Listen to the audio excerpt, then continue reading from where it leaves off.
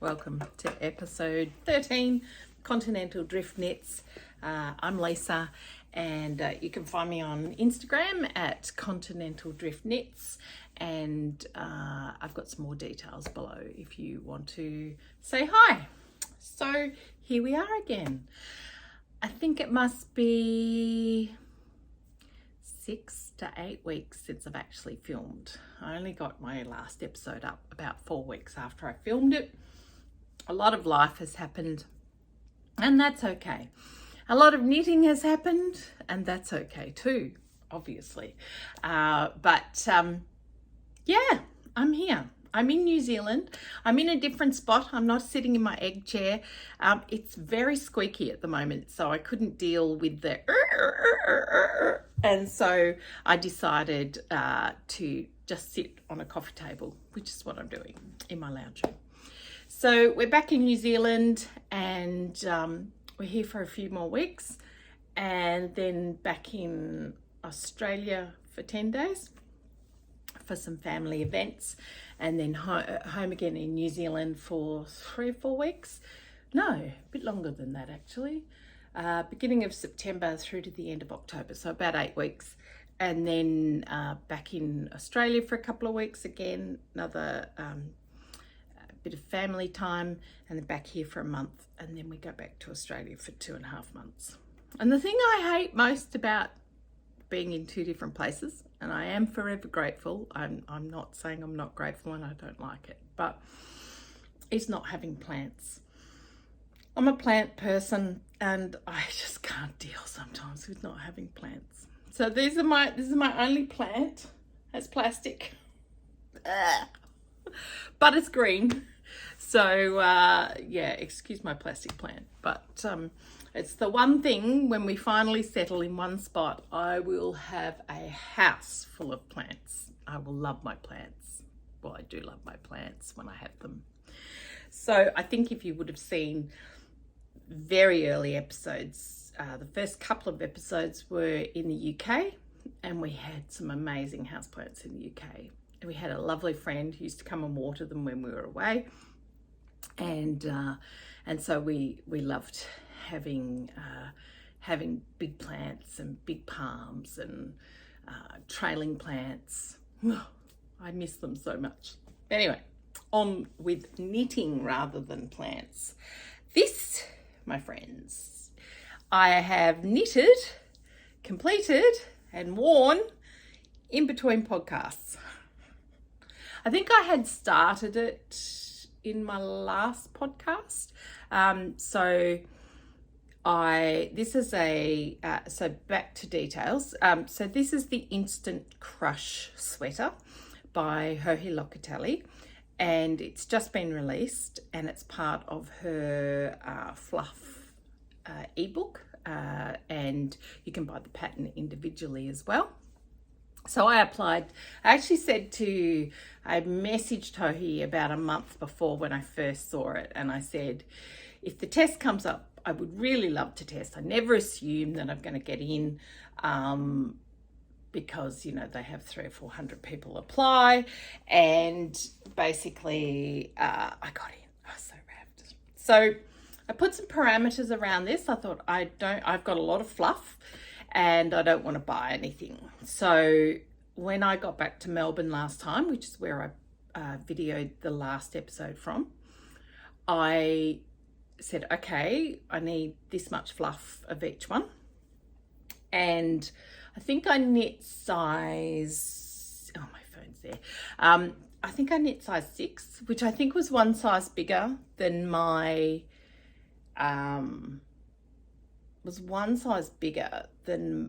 size. I got gauge changed a little bit through the test knit. So basically I pulled out different combinations. I had a lot of orange in there originally when I was first looking, and in the end I ended up going with this combination. So this combination is about 9 different yarns. In fact, there's even a fingering yarn on each of the sleeves. the pattern is written for 2 strands of mohair, kid silk mohair, or mohair, lace weight mohair, or lace weight alpaca. My whole jumper weighs 242 grams, which is amazing. It's so light, but it's so warm to wear. So I've got nothing on under this.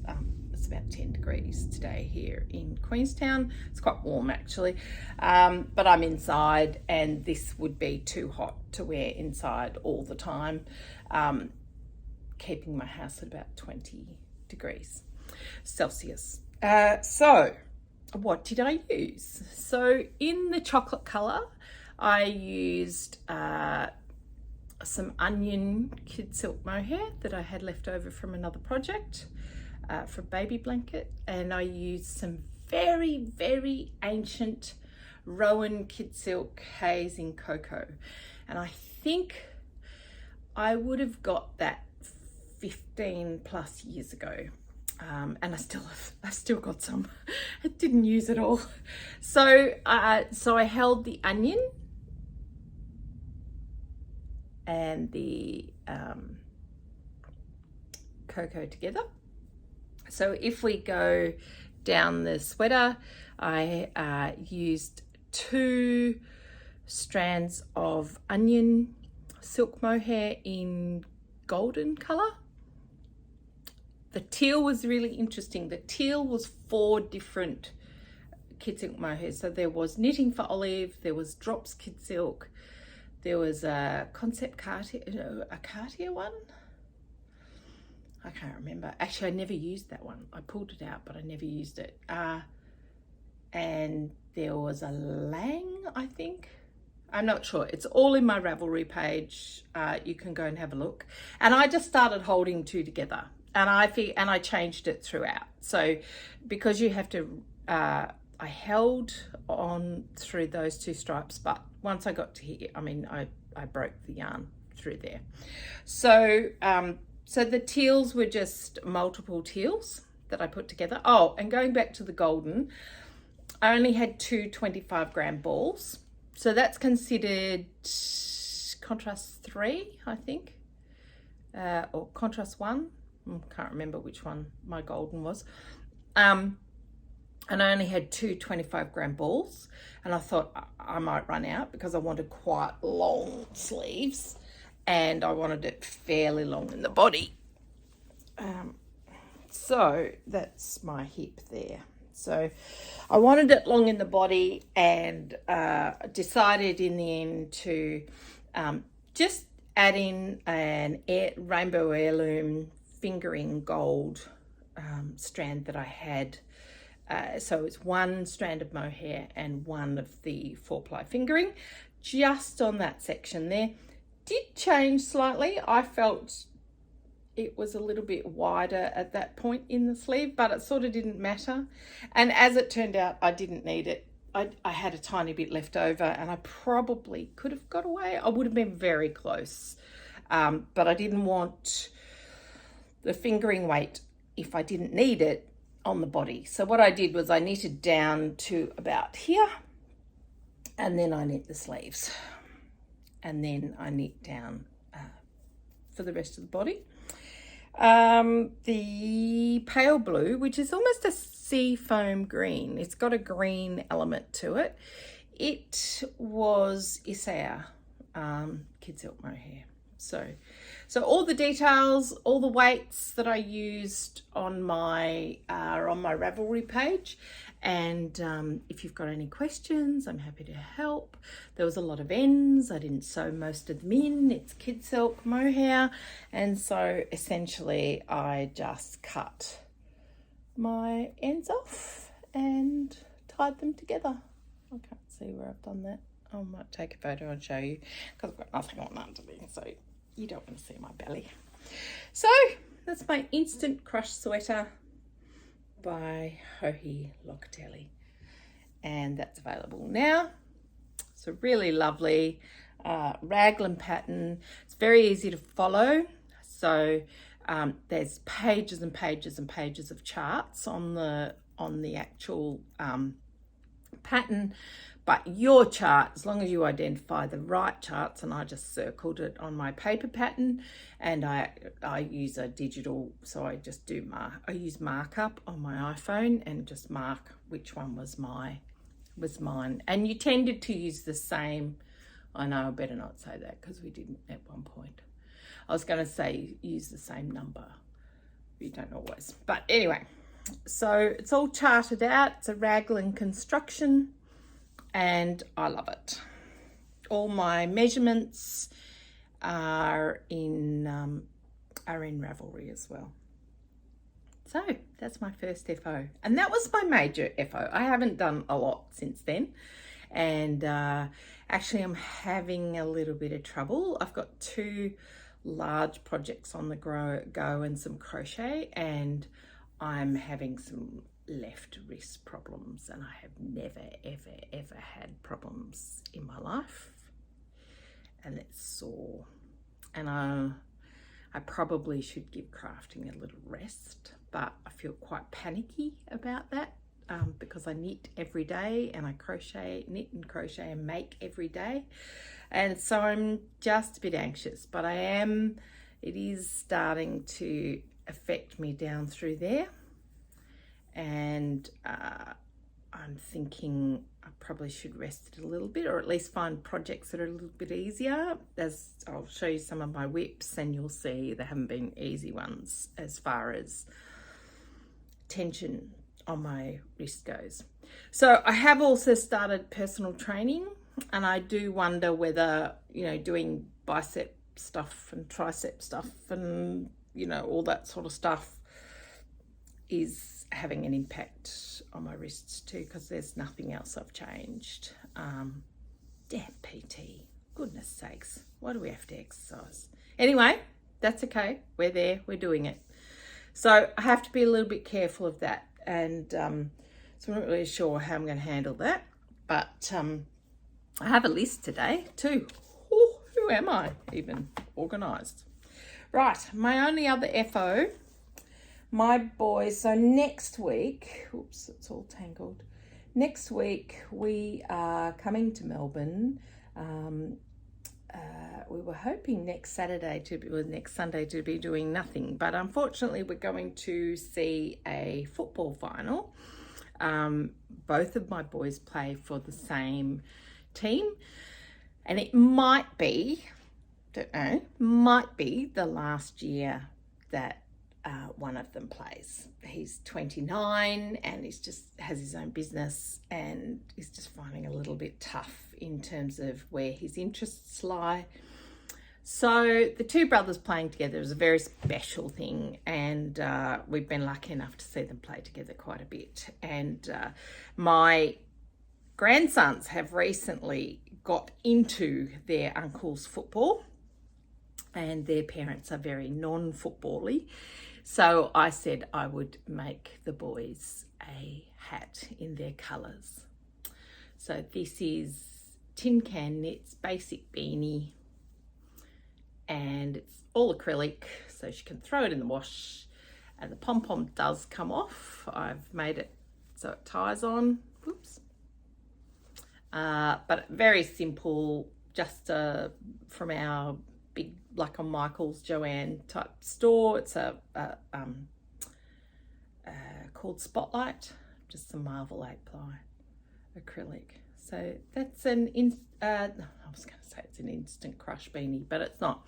It's an Endeavour Hills beanie for grandson number 1, and grandson number 2, oh, it's over there, is getting a beanie too. And I'm just doing random stripes. So I'm just doing really random stripes. There you go. So that's FO number 2, and I don't have any more FOs because most of what I'm working on are big long-term projects, and they're doing my wristing, and yeah. So let's have a look at those. So probably the oldest whip is this one, and this is called Granny Square Academy, and I did 6. I think I showed you the the squares all on ring binder, little rings, clip rings. So what I've done is I've used Shelley husband's Granny Square Academy 1 book, and basically Shelley has an enormous amount of great resources in terms of granny square crocheting, and her blankets are divine. She doesn't just do blankets, but blankets are her jam, I think. And I have done 6 of each of the 10 designs that she has in the Granny Square Academy book. Her books are available in physical print. They're also available digitally, and they are available in UK and US terms. So it depends how you crochet. And so what I've done is I thought, beauty, I've done 6 of each. I'll put them all together. And it's not big enough. So it's probably long enough. So I'm happy to run with the 10, but I think it needs to be 8 by 10 at least. So I'm going to go back to the drawing board. I've got them all together. My next fun job is lots and lots and lots of ends. I like to secure my ends both ways, and whilst I do the crochet method of joining across them, I'm always worried it's going to come out, so I tend to sew them in. Takes me a night in front of the TV or a couple of nights. So yeah, and I've just done a US single crochet, UK double crochet join. So that's my Granny Square Academy. It's really lovely. So that project is done in 4 or 8 ply. All the details are below on my Ravelry page. It's Bendigo Woolen Mills cotton, so it's a cotton. I think it's their 4 ply. It's a 4 ply. So it's a fingering weight yarn. Very, very reasonably priced. They do ship internationally too. So that's my Granny Square Academy blanket, which is not finished. Anyway, live and learn. The next thing I've been working on, and I haven't got the other one with me, is the socks for my niece. They are Shirley Bryan yarns. It's interesting. I think episode 2, I've got a big discussion of sock afterthought heel. I have a very high instep. I've been experimenting. The heel I've settled on is a little bit sloppy, so I'm going to modify that slightly. I'm not sure how yet. What happens is I need the extra stitches at the beginning, but I don't need them for the cup of the heel, so I need to decrease down. I need to decrease down, I think, as I do the gusset. So I do a little tiny heel gusset inside the afterthought heel. So, but anyway, I might just do normal afterthought heel on these, because these are for my niece, and she's only 15, and I don't think she's got very high arches, but I will get her to measure. So they're my waiting room knitting, in the car knitting, if I get stuck knitting, sit in my pocket knitting. So that just goes in my pocket, and that's what I knit on. So Shelley Bryan yarns, fades. I just love them for socks if I'm going to be doing socks. Oh, what's next? Okay, the other big project is my husband's, Daryl's, Saven Sweater. So it's a big cable project, and basically he's a big coot. He's a big boy. He's he's 6'2", and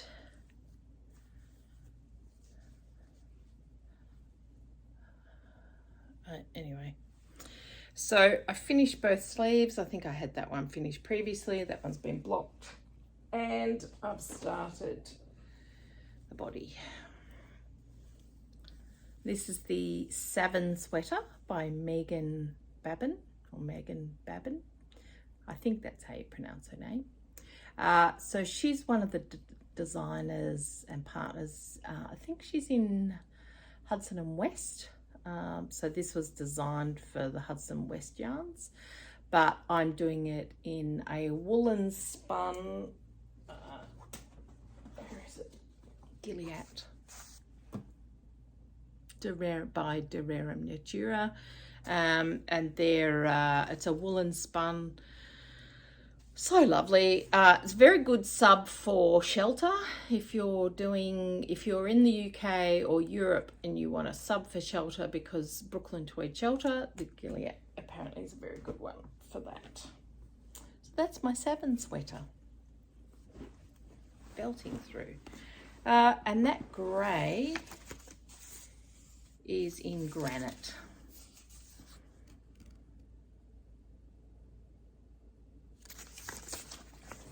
And that's being held. I'm not a big project bag person. I tend to use packing cubes, but that is my knitting barber bag, and I quite like that. I have one complaint.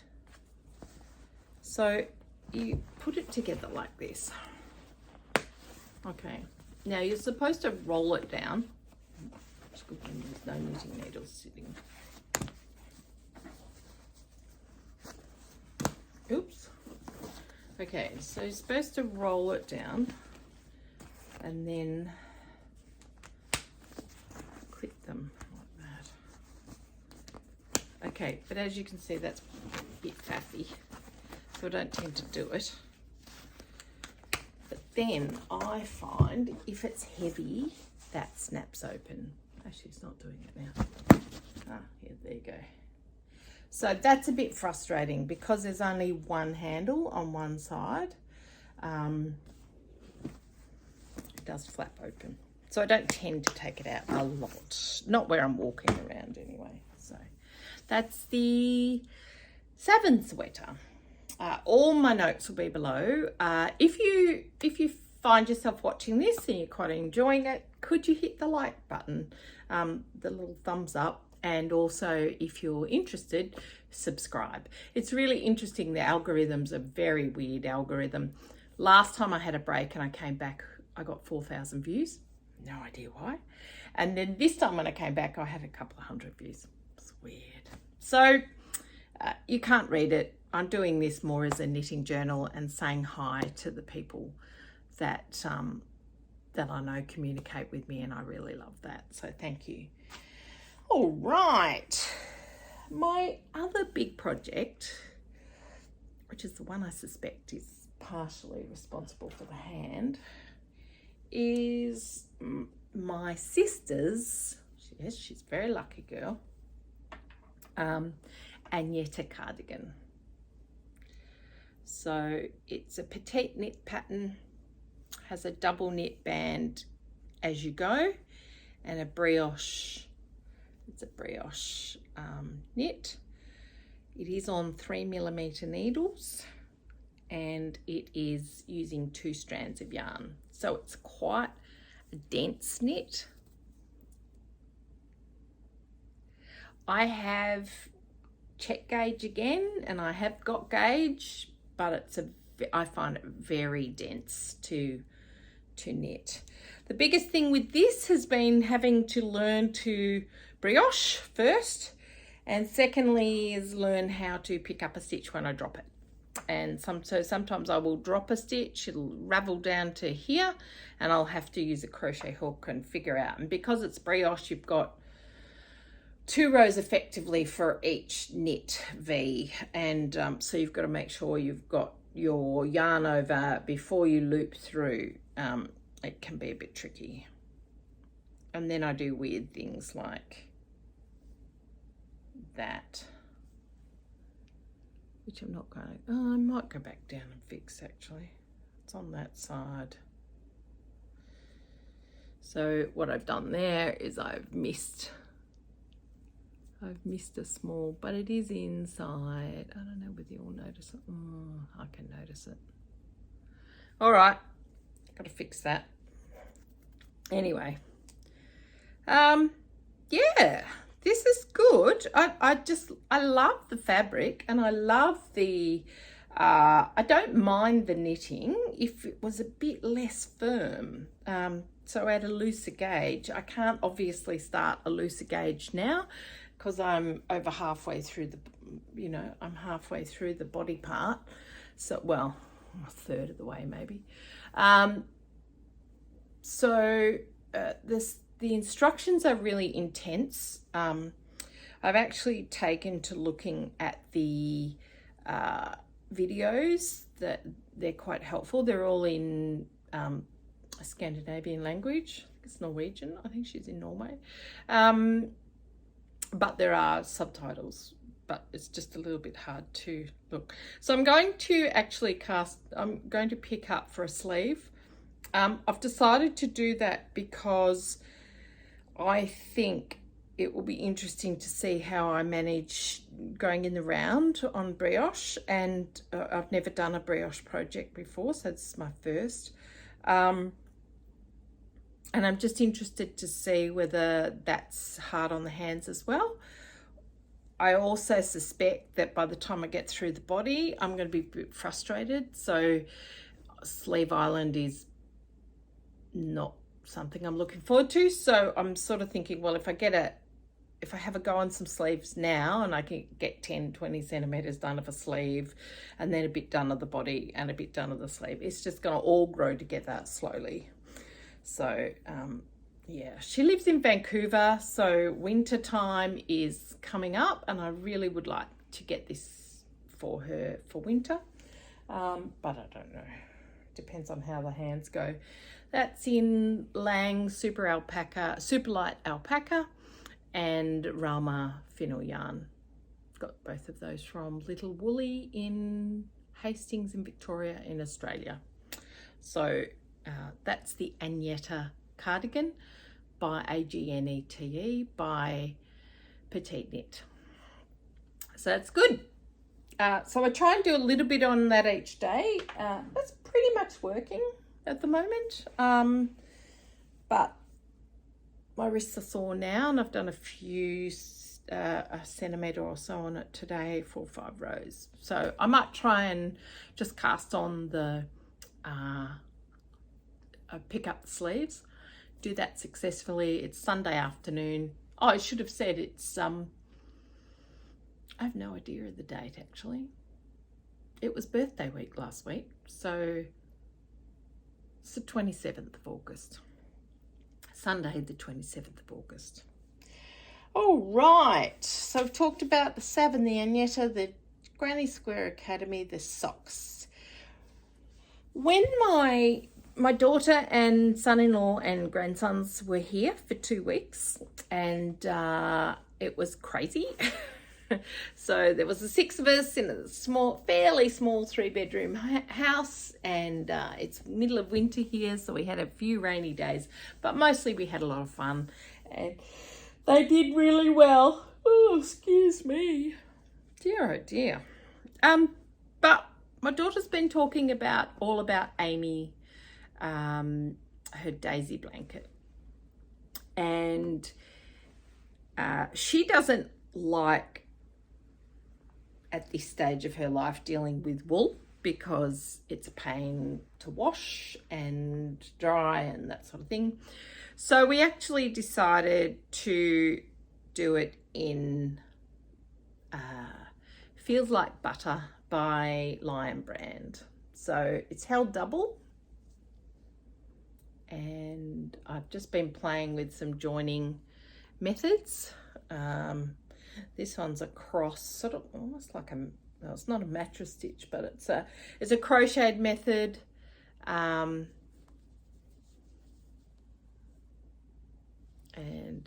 it's the back. It's looking pretty messy.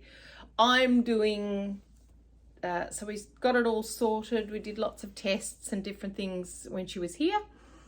And I'm doing 26 squares. She's doing 30. We're going to be pretty much on target for having those done. Hubby's just finished golf, had a terrible round, so he wanted to tell me about it, and he's on his way home. So anyway, so that's by All About Amy. Originally it was going to be 6 by 7 squares, but we've decided to do it 8 by 7. So ours will be a bit bigger, or hers. So for her birthday, I bought the yarn, as mums do.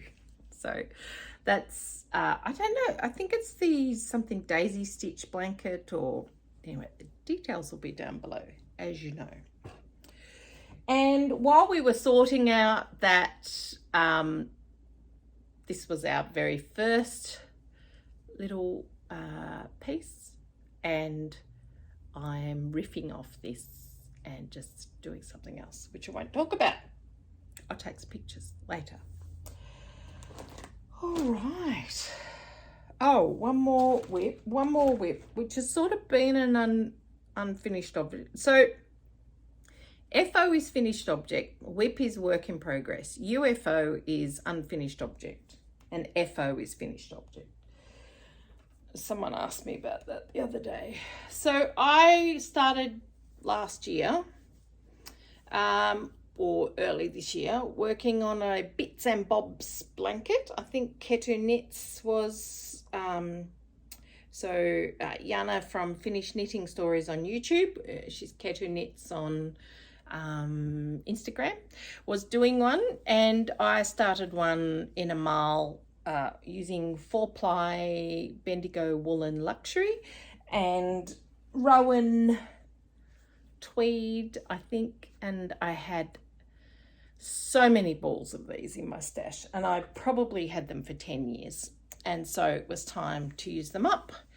And so I sort of did a rainbow-ish gradient, finished the navy blue, and I've just started on this sort of, I don't know what the colour that is. It's pretty true to life. No, it's better there. It's got lots of flecks in it. I will then do a grey, and then I'm going to go in reverse because I've got 2 balls of each. So I'm going to go in reverse, and that should be big enough. But having said I'm doing a bits and bobs blanket, I did the wrong pattern. So it's a sort of a half fisherman's rib, but instead of doing pattern on the back side, I just knit across. Oops. So the back is just knit, and the front is like a fisherman's rib knit. So it's, I think it's a free pattern. Anyway, my numbers are not the same, and neither is my knitting. So I do a knit one below, knit one below. That's basically, so you don't do any yarn overs. It's going to be quite big actually, which is good. And that's really quite enjoyable knitting. And this is the one I think I told you about, using a pull. So I'm about to start this row. What I'll do is push it all up, zip that down there, and that keeps all my stitches there whilst I start on this side. So lots of fun.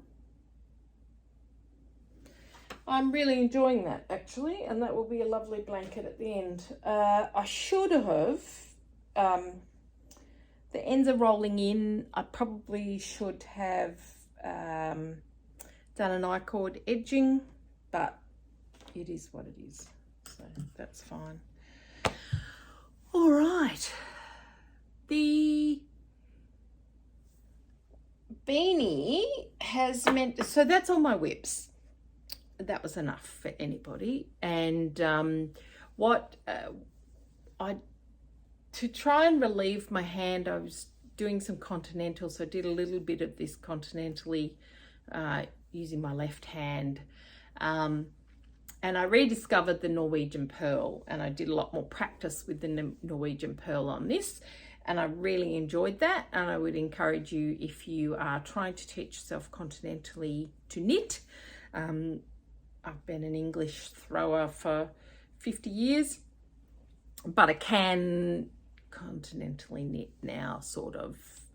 I don't have the brain power to or the muscle memory to go fast, so I tend to do it for a bit and then change hands again, which is a bit stressful. You've got to choose a project that's not going to be affected by your changing tension potentially. So Arnie and Carlos have a great knitting guide on doing Norwegian Purl. It looks complicated. Initially when you try it, it feels complicated, but actually after you've done 10 of them, it feels quite comfortable, and I can remember it easily now, which is good. So technique sort of update, Norwegian Purl. I want to say thank you to Lou. I don't know where it is, Lou, my lovely Lou, who is a viewer here. She sent me a knitting ring. So I talked about how I poke holes in my fingers, and I don't have it here. Thought I did. Sorry, Lou. So Lou sent me the most gorgeous little ring, which is a split ring, and it's wide. And basically I can put it on my finger and I push the needle down with it, and I have been using it. So thank you very much, Lou. If I try and remember for my next episode, I will find it and it'll be in with my notions on one of my projects. But thank you so much, and your beautiful little note. That was really gorgeous. Thank you. What else have we been doing? Okay, some acquisitions. I'm sort of belting through this a little bit because I'm conscious hubby's about to get home, and I'm going to say I have to send him upstairs because I'm going to be way too self-conscious to do it in front of him, and he'll be way too noisy. So the other day I was looking through Instagram, and I saw that Lisa from Unwind and Knit with Me in Christchurch here in New Zealand, she holds Jamison Smith and John Arbin, and she does High Twist Merino of her own brand, a couple of things like that.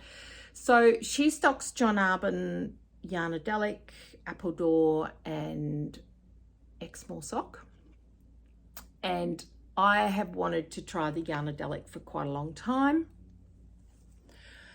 I saw that she's going to raise her prices in September, and so I decided, okay, I have a project, I'm going to get some. So I bought, it's a bit of a theme here, I bought this. Now, I don't know whether that's actually, hang on, I haven't got my glasses with me. It really is quite beautiful. So Yarnadelic, most of it is called Indigo Dust. Most of it is, I believe, dyed in the wool, which means it's dyed first and then spun, and that gives it variegation. It's not like tonally dyed. It's dyed first and then spun, I believe. Correct me if I'm wrong, Lisa. It's 100% Falklands Corriedale. It's a sport weight or a heavy 4-ply, so heavy fingering weight. But I'm going to use this. So I've probably got too much, but that's fine. I've also got this one. Now this one just looks, from a distance, it just looks like a mucky green. But it has the most interesting luminescent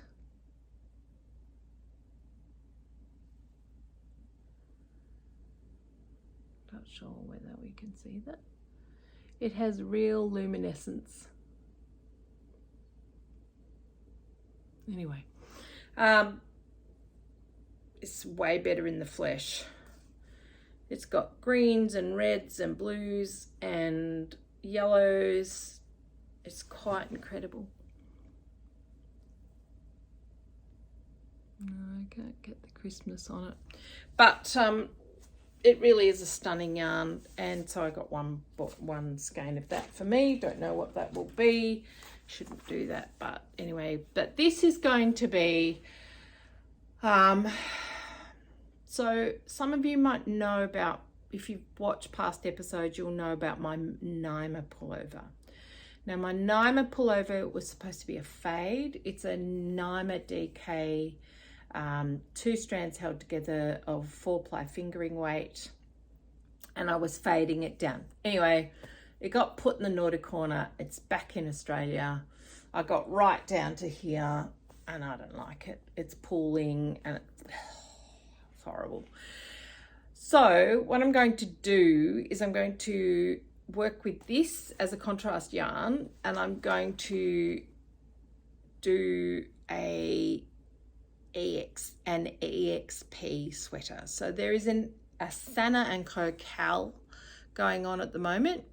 So the designer, so I'll step one step back. I found a podcast called Purl Perfect Pairings, and they're an Australian pair of friends that are running a Cal. And I should have the details here, but I can't. Anyway, I'm not going to talk about it too much. If you're interested, it goes to November.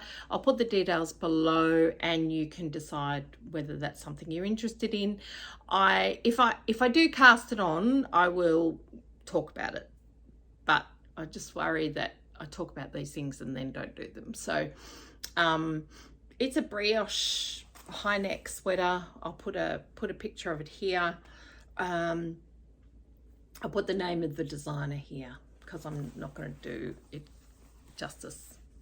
She has a Scandinavian name. She's based in Australia, but yeah, I'll pop it here. So that's the EXP sweater. So I will be frogging my Naima. I will definitely make a Naima. I really want that jumper, but it will not be in the wool that I'm currently knitting it in. So that's why I bought the Yarnadelic. So my only other acquisition, well, I had 2 acquisitions, but one's not coming till October. I think I'm going down the spinning rabbit hole. I bought, for my birthday, I bought an e-spinner, an Ashford e-spinner 3. I don't spin, so that's going to be interesting. But I do love this yarn. And yeah. Now, the only reason I have Spin Cycle, because it's so expensive, is that it was discounted. I wanted to try it to see what happened. And I'm going to knit the Calypso sweater by Black Cat Knits here in New Zealand. I'll put another picture there. So it uses a spin cycle in the yoke and felted tweed on the bottom, and I have a lot of felted tweed at home, so I need back in Australia, so I need to go and have a look at what felted tweed I've got. If I don't use the felted tweed, I will probably use, I have another couple of options in my stash in Melbourne, and I really want to use the body and the sleeves as stash so that I don't add to the cost of the sweater unnecessarily. I know all of that cost me money in the first place, but I have it and I don't need to spend more money. It is very beautiful. So this is sport weight. It's dyed in the wool, and it's called Deep Bump.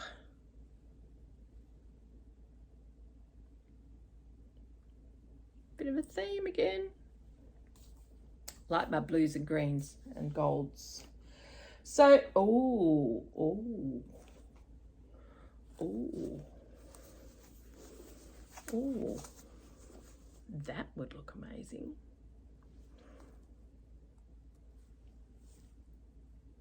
Wow.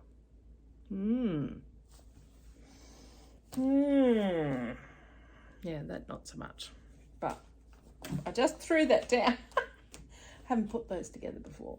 Yeah, it's probably not the right. That's more for eucalypt green, sagey green than teal green, so it's probably not quite. It's rather nice. Hang on a minute, I'll see if I can pull it up.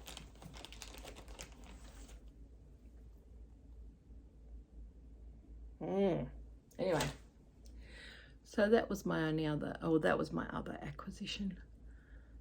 Oh, I feel like I've got a lash in my eye. Yeah, so spinning. Let's not talk about it until we've got the wheel. It's going to be October before the wheel comes because they're out of them at the moment. I'm just stupid, I know. Oh, I have spindles spun and I have had a wheel, a treader wheel. I find it all too much trying to figure out hands and legs doing different things. So I've gone for an e-spinner. I sort of figure if it sat there for a year or two and I didn't pick it up, I would probably be able to sell it. Okay, it would maybe cost me $100. So I don't think there's too much risk. I think it's a big outlay, but if I can spin, fractal spun, this sort of thing, that is my dream. The two accounts that do that beautifully are January 1, Cara, and oh damn, hubby's just come home. Anyway, I won't be distracted. He's got 5 minutes till he's in. Cara at January 1 and Andrea Mowry's fractal spins are amazing. She's doing some gorgeous spinning. So let's see. Let's just wait and see. So we've talked about the EXP sweater. We talked about the Calypso sweater. I'm thinking I wouldn't mind doing a brioche hat like one of Andrea Mowry's. I've got the old port, I think it is. I think I've got that pattern. Just to feel if brioche, whether this is an unusual brioche pattern being so tight, or whether that's the nature of brioche, in which case I'm probably not going to be a brioche person, even though I quite like the big squishy knit. What have I been watching? Okay, so we've really only got life stuff now. What I might do is I might stop here because I'm feeling really self-conscious. I was feeling really self-conscious starting to record again. So I think I'll stop and get him in and upstairs somewhere. Do you think I could do that? And then I'll finish off with a bit of a chat and a knit. Thanks. Hey, back again. He's gone upstairs for a snooze because he had a bad game of golf. Anyway, that's okay. All right, where was I? A bit of life watching and reading, what I'm reading, what I've been reading and listening to. So I listen to a lot of audiobooks. I've gone back and listened to book 7 of Outlander. Where the Heart, Echo of the Heart? No, Echo to the Bone. Oh, I can't remember which one it is now. But because I hadn't read all of book 8 and I hadn't read book 9, so I went back and read book 7 again, and I read book 8 and 9. I mean, I liked Outlander. Oh, I'm all tangled here. Hang on a minute. Big mess. I liked Outlander about 10 to 15 years ago, so well before, in fact I haven't even seen all of the TV series. I don't know, they just felt different. The characters felt a bit different to me, but I don't mind them. Yeah, so I went back and listened to books 7, 8 and 9. Book 9 I know is about 885 pages or something like that.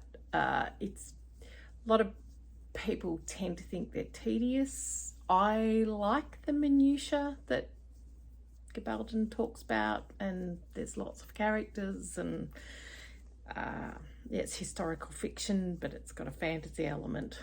If you don't know, you're welcome to watch Outlander or read them.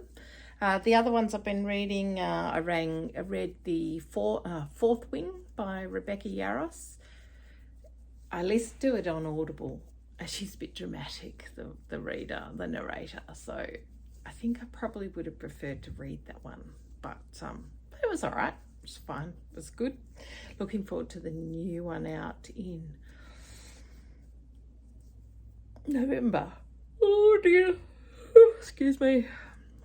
I'm getting enough sleep. The other thing was that earlier in the year I read the Chaos War series, Rift War Saga by Raymond D. Feist, and there's about 20 books in a series, but about 20 books with the same character and the same world and that sort of thing. And I hadn't read the last 2 because I had been listening to them on Audible, and they changed the narrator for the second last book, and I listened to about 2 minutes of it and thought, no, can't do this. So I thought I'll have to read them. So I just put them down. I didn't have time to read. I didn't know how to read and knit, and anyway, it was being a bit of a problem. So 6 months, I think I haven't read them. Anyway, I got into them the other day, and I've read the second last one. I'm on I'm actually physically reading digitally Magician's End, which is the last one in the series at this stage. So there you go. And I did read a good fantasy series, which is set in present day London, but with fantasy elements. And that's the Rivers of London series by Ben Aronovich. And I've really enjoyed that. There was about 9 books in that series. So I'm having a good reading year. For many, many years, I hardly read a book because I know I'm fairly obsessive when it comes to books. And I tend to read until 2 a.m. and all that sort of thing. So I tended to steer clear of them just because I didn't want to do that. And, why am I yawning so much? I'm so sorry. Yeah, so Rivers of London, I think I'm on track to read about 60 books this year. This is a bit of a record, so for me, and I really enjoy. Don't tend to reread things. However, I'm actually thinking of rereading some Robin Hobb fantasy just because I feel like I need something familiar. I've been watching a bit of the Great British Sewing Bee. I have a VPN and still log into my old BBC account. So I've been watching that. I'm a bit behind, so no spoilers. I discovered the podcast Purl Perfect Pairings. Gayanne and Nicole in Melbourne. They've been doing some stuff, and that's where I got the idea of the EXP Sweater. So they've been fun. I'll link them below. And Laura Penrose. So Laura's been doing a vlog series, Christmas in July, which is sort of a Vlogmas in July. It's sort of a bit of a novelty over there, but we have it often here in Australia. We'll often have Christmas in July because we have hot Christmases, and so to do all the traditional things, you sometimes need a cold Christmas, and so there's lots of fun events in winter areas, especially snowy areas, where they have Christmas in July celebrations, so it wasn't that unusual for me. But she did a vlogging series over July and I quite enjoyed that. And she's actually decided to put some of her content behind a paywall in Patreon. She's feeling that there's elements that don't feel very safe on YouTube and Instagram, and one of her episodes has 300,000 views and they're mainly bots, and so it skews all her audience, and yeah, it just means it suggests it to different people, and it's not, you know, these companies, if they're going to run these platforms, they need to be protecting people a bit better than what they do. So she's actually decided to go up on Patreon behind a small paywall.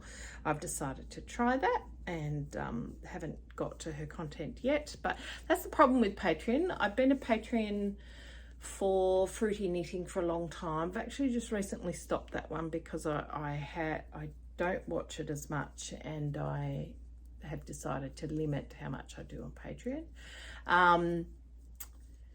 And I support, I think it's £1 a month for Newton, and I don't know why I do that. I really should stop that. And the other one is Yarn Harlot. So that started during the pandemic, and I really love her work and I appreciate her work, and I've read the blog for years and years and years, and so I really like the Yarn Harlot on Patreon. I think her content is excellent. So I decided that I would support Laura, and so having a go at that. Oh, now I've tangled my yarn. Oh dear, I'm all in a mess. Yeah, so that's what I've been watching. Series, we watched Silo. It's okay. We watched Who is Erin Carter. We watched, if there's any good British a la Shetland type series that you know of, I enjoy a good BBC crime drama or Channel 4 crime drama. We've seen all the traditional ones, and you've seen Bodyguard and seen all those ones. So if you know any, that'd be good. Pop it in below. I'm going to yawn again. Why am I yawning? I haven't yawned all day. That's really weird. Is that nerves? I don't know. What else? Oh, the only other thing I was going to talk about was a bit of life update. We went to the Philippines. We had a great time in there, over there with our colleagues. I will put some beautiful, we went to Coron for 4 days as well.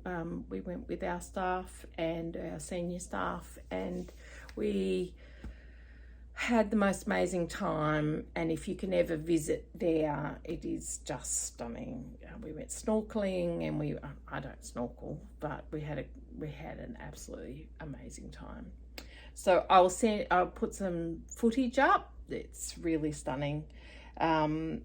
We then came back to Melbourne, spent only 3 or 4 days in Melbourne, and then we flew back with our daughter and son-in-law and 2 grandsons. We flew back on the same plane, and they stayed for 2 weeks. So they went to the snow. We had a 2-year-old and a 4-year-old here for 2 weeks, and it was crazy baby. So we went up the gondola a few times because we have an annual pass. We went to Wanaka, we went to Glenorchy, we did some walks, we found some parks. We got to read stories. I have to beep that. We read Bear. We call him Bear online. We read Bear, his very first chapter book. So he's now well on his way. We're reading number 3 to him now. So we started with the 13-story Treehouse by Andy Griffiths and Terry Denton, and they have a whole series. So we're on number 3 now. So he's taken that to that like a duck to water. they left, and then this last week was my birthday, so we had birthday week. We went out on a cruise on the Lake Wakatipu here. We went and had dinner, and that was really, really lovely. So really appreciate doing that. I've been exercising. Who am I? What else? We're about to go back to Melbourne next Friday, and as I said, our boys are playing football. They lost yesterday, so we don't get a weekend off next week. They've got to go and play to get into the grand final, and then the grand final is the following Sunday. And we'll come back on the Tuesday, and our middle child is coming with his wife, and they're spending 3 weeks here in New Zealand. Not all of it with us. They're going touring as well, but they're coming back for 3 weeks, so it'll be busy.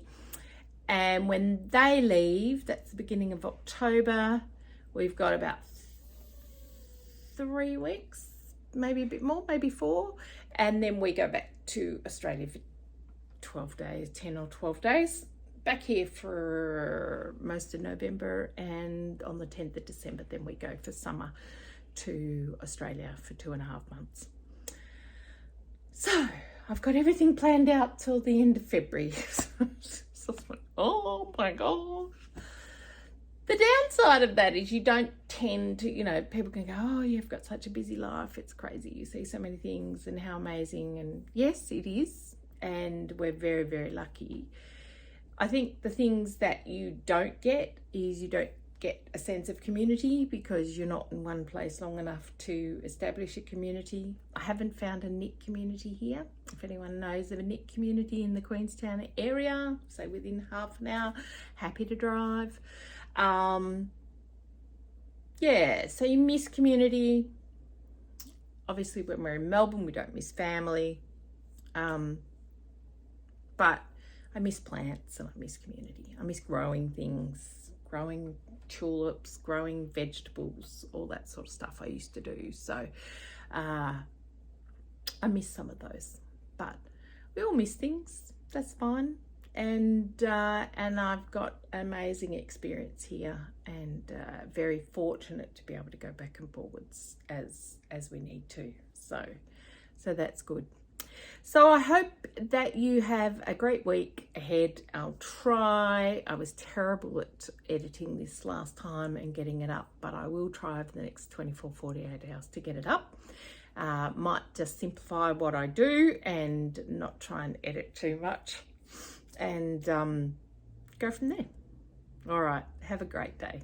See ya.